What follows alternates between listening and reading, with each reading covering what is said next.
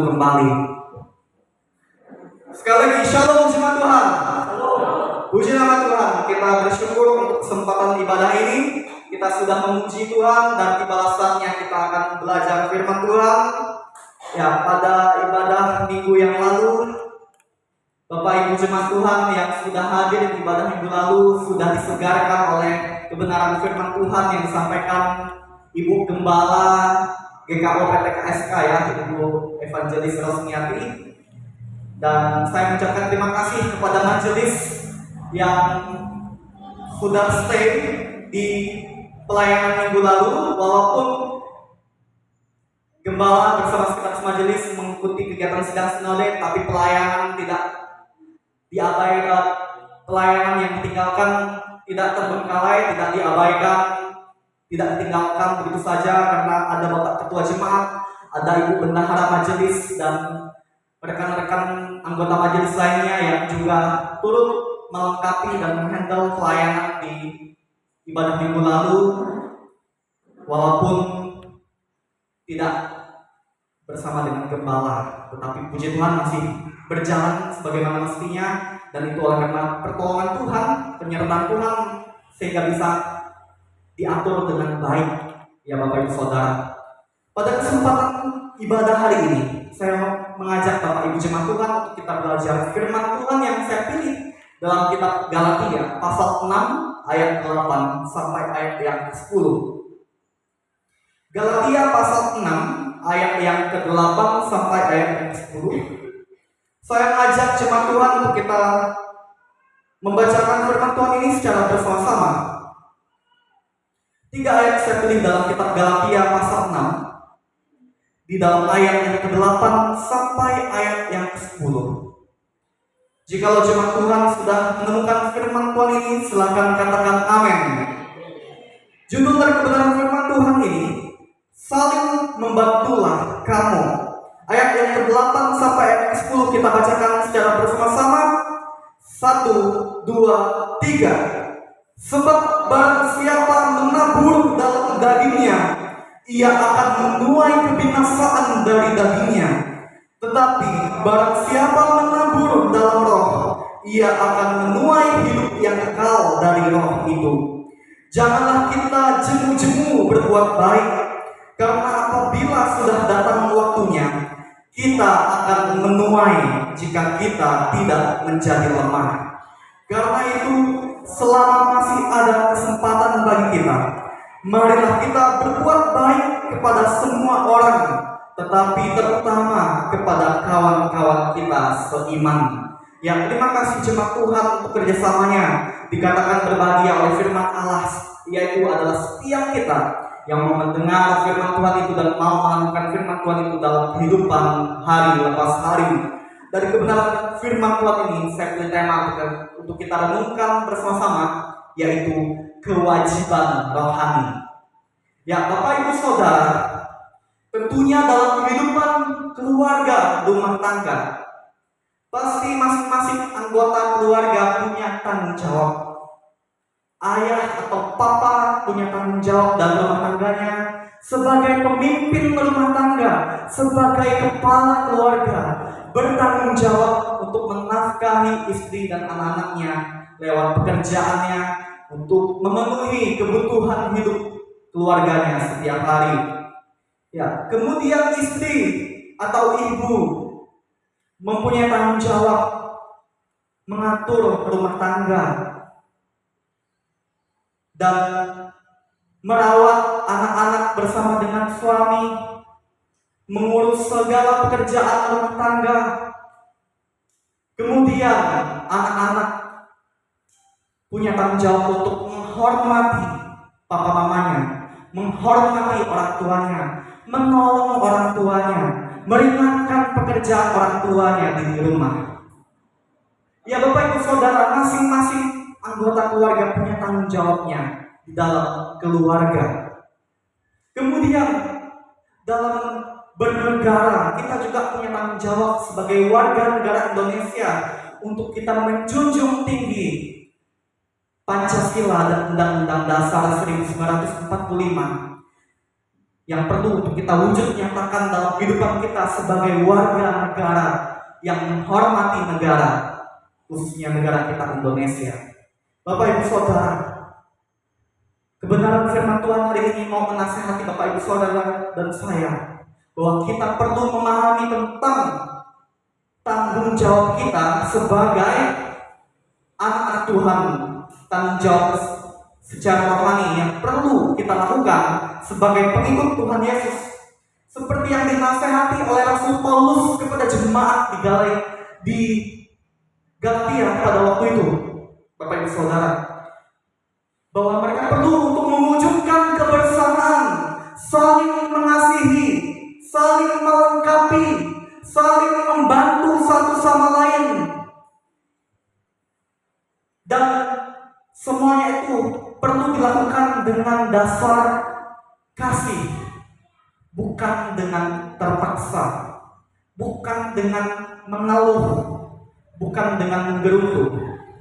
Dan ini juga menjadi nasihat untuk Bapak Ibu Saudara agar kita lakukan sebagai jemaat Kristus dalam kehidupan kita di zaman sekarang ini. Kita perlu tunaikan kewajiban rohani kita, Bapak Ibu Saudara. Dan saya mau bagikan apa saja yang menjadi kewajiban rohani kita sebagai anak Tuhan lewat kebenaran firman Tuhan ini. Silakan Marta tampilkan poin yang pertama. Tanggung jawab kita secara rohani sebagai anak Tuhan yang perlu kita wujud nyatakan. Yang pertama yaitu menabur dalam roh. Kata roh di situ menunjuk kepada Roh Kudus, Bapak Ibu Saudara. Setiap kita yang percaya dan menerima Tuhan Yesus sebagai Tuhan dan Juru Selamat secara pribadi, dan yang sudah menyerahkan diri dibaptis di dalam nama Bapa, Anak, dan Roh Kudus, maka secara otomatis Tuhan mencurahkan Roh-Nya yang kudus, yaitu Roh Kudus, untuk memimpin kita, membimbing kita melakukan hal-hal yang sesuai dengan firman Allah. Dan oleh karena itu Bapak Ibu Saudara, ketika kita sudah dengan segenap hati menerima Roh Kudus memimpin hidup kita, mari kita menabur dalam roh. Artinya adalah kita melakukan hal-hal yang baik, yang sesuai dengan arahan Roh Kudus, yang sesuai dengan kehendak Roh Kudus. Karena kehendak Roh Kudus adalah kehendak Allah Bapa Surgawi dan kehendak Tuhan Yesus. Karena orang yang menabur dengan roh, menabur dalam Roh Kudus, dialah yang akan menuai berkat dari Tuhan, menuai hidup yang kekal di dalam kerajaan surga, Bapak Ibu Saudara. Kita perlu memahami bahwa dalam dunia yang kita tempati ini, yang bersifat sementara dan sangat fana, yang tidak abadi, yang namanya aturan, yang namanya tindakan tabur tuai, itu adalah sesuatu yang pasti. Apa yang kita tabur, itulah yang akan kita tuai.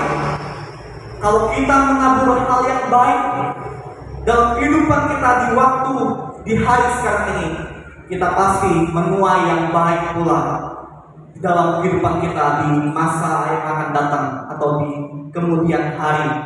Bapak Ibu Saudara, kalau kita mau hidup kita selalu baik dan selalu diberkati oleh Tuhan, marilah kita menabur kebaikan yang sesuai dengan arahan Roh Kudus.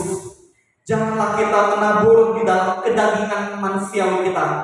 Kedagingan manusiawi kita itu sangat berhubungan dengan keinginan-keinginan manusiawi yang sesuka hati, yang semau hati untuk memuaskan kenikmatan manusiawi, dan terkadang itulah yang membuat manusia secara otomatis menyimpang hidupnya dari kebenaran firman Allah. Karena yang dia turuti untuk dia lakukan dalam hidupnya itu adalah keinginan manusiawinya. Apalagi keinginan manusiawinya berhubungan dengan hal-hal kenikmatan duniawi. Itulah yang menyimpang dari firman Allah, dan itu juga lah yang disebut dengan menabur dalam dagingnya. Orang yang menabur dalam dagingnya, dalam ayat 8a, ia akan menuai kebinasaan dari dagingnya. Bukan menuai berkat dari Tuhan, bukan menerima berkat dari Tuhan, tetapi kalau dia tidak bertobat, dia akan menerima hukuman dari Tuhan. Bapak Ibu Saudara, Tuhan menghendaki agar kita tidak menerima hukuman atas dosa dan kesalahan yang kita lakukan karena menuruti keinginan manusiawi, keinginan duniawi yang fana dan sementara. Tuhan menghendaki agar kita menuruti keinginan Roh Kudus supaya kita menuai berkat dari Tuhan, menuai kebahagiaan, damai sejahtera dari Tuhan, dan mengalami mujizat Tuhan.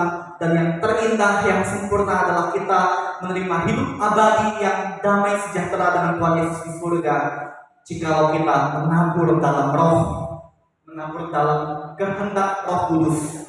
Itu saya simpulkan dalam ayat 8b yang menjadi kewajiban rohani kita yang pertama.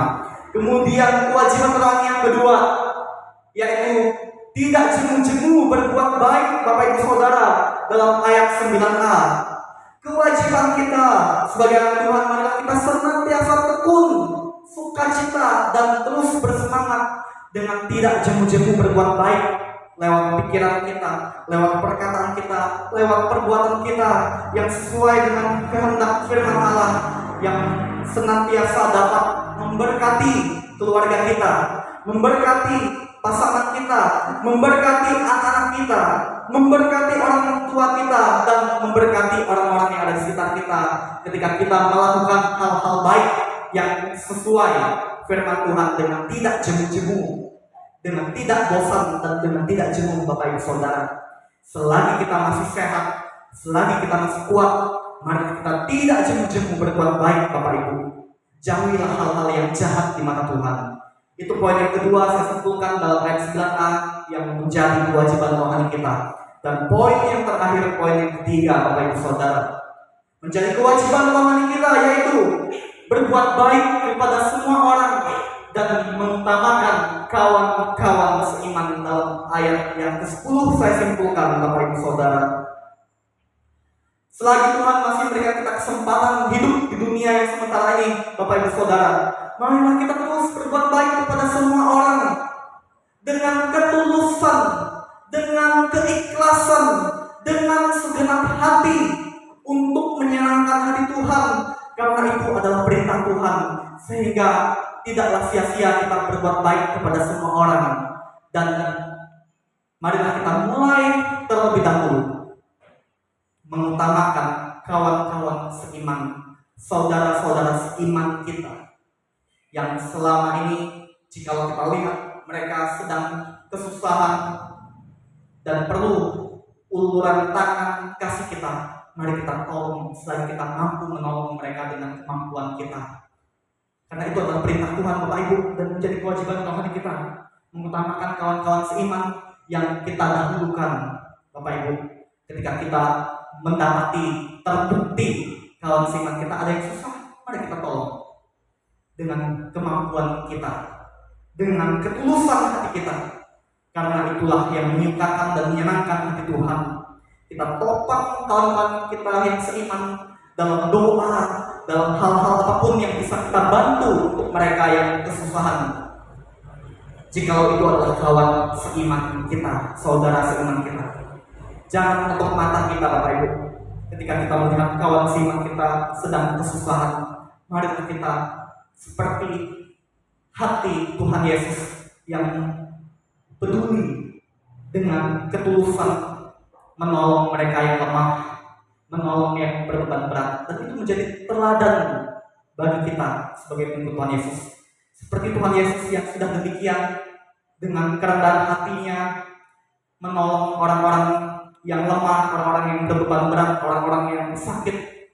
Pekerjaan Tuhan Yesus selama Tuhan Yesus hidup di bumi ini 2000 tahun yang lalu, itu menjadi teladan buat kita, supaya kita juga belajar peduli dengan ketulusan kepada sesama kita, khususnya saudara seiman yang mengalami kesusahan dan yang perlu kita tolong, dan juga kita menolong semua orang yang ada di sekitar kita selagi kita masih bisa bantu.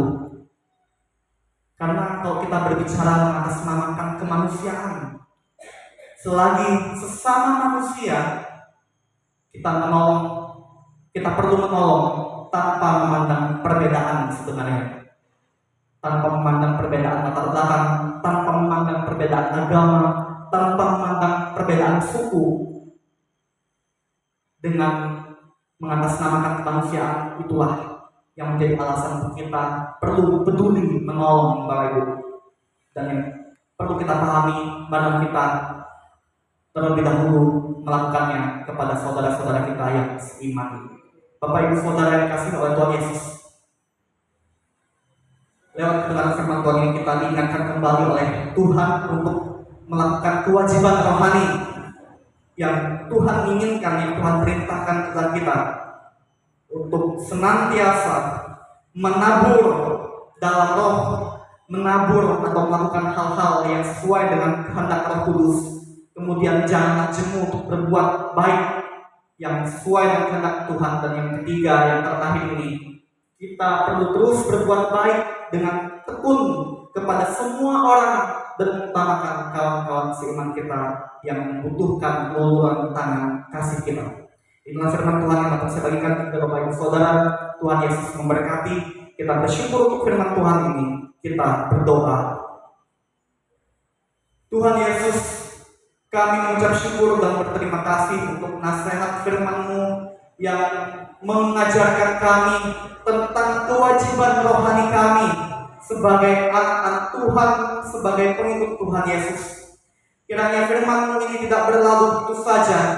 Tolonglah kami ya Tuhan untuk dapat menghidupi firman-Mu ini, melakukannya dalam kehidupan kami setiap hari, setiap waktu seumur hidup kami, dalam keluarga kami, dalam kehidupan bersosial, bermasyarakat dimanapun kami berada. Sehingga lewat hal itu Tuhan Yesus yang diagungkan dan dimuliakan, dan kasih Tuhan dinyatakan lewat kehidupan kami yang demikian. Dalam doa kami, dalam nama Tuhan Yesus Allah kami yang hidup, kami berdoa dan mengucap syukur untuk kebenaran firman-Mu. Haleluya, amin. Saya mengajak Bapak Ibu Saudara jemaat Tuhan, mari kita bersama-sama berdiri. Mari kita menghormati Tuhan Yesus. Kita mengucapkan pengakuan iman rasuli sebagai umat jemaat yang percaya kepada Tuhan Yesus. Pengakuan iman rasuli kita ucapkan bersama-sama. 1, 2, 3. Aku percaya kepada Allah, Bapa yang Maha Kuasa, Kali langit dan bumi, dan kepada Yesus Kristus, Anaknya yang tunggal Tuhan kita, yang dikandung daripada Roh Kudus, lahir dari anak darah Maria, yang menderita di bawah pemerintahan Pontius Pilatus, disalibkan, mati dan dikuburkan, turun ke dalam kerajaan maut, pada hari yang ketiga bangkit pula dari antara orang mati, naik ke surga, duduk di sebelah kanan Allah, Bapa yang Maha Kuasa, dan akan datang dari sana untuk menghakimi orang yang hidup dan yang mati. Aku percaya kepada Roh Kudus, gereja yang kudus dan damai, persekutuan orang kudus, pengampunan dosa, kebangkitan dari dan hidup yang kekal. Jemaat dipersilakan untuk kembali kepada wayang saya persilakan.